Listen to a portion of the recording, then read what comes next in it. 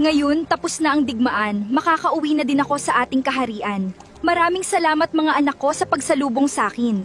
Mabuti naman at nakauwi ako ng ligtas na nakita ko pa kayo mga anak ko ngayon. Susulitin ko ang mga araw na kasama ko kayo. Ngayon, pinatawag ko kayo para isa-isa kayong sanayin at maipakita nyo sa akin ang natatangi nyong galing sa pakikipaglaban. May kapangyarihan man o wala. Ikaw, Apolito, ang mauunoa sa pagpapamalasaki ng iyong kakayahan at kapangyarihan. Maghanda ka dahil ako mismo ang makakalaban mo. Nakahanda ka na ba, Apolita? Ipakita mo lang sa akin ang galing at husay mo.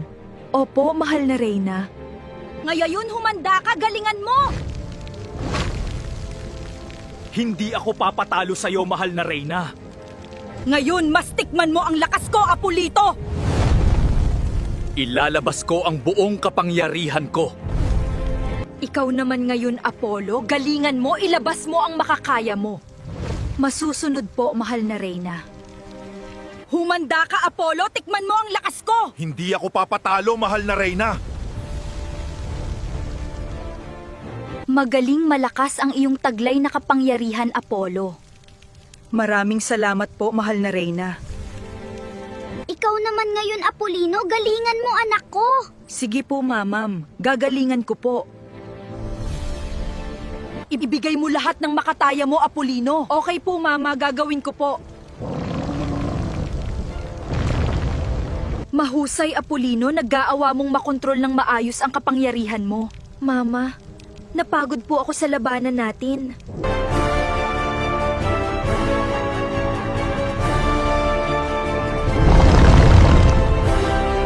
Ngayon, pagsamasamahin niyo ang inyong kapangyarihan para matalo ako! Sige po, mahal na Reyna! Gagamitin namin ang aming kapangyarihan para ipagtanggol ang aming kaharian. Kaya humanda kayo sa amin!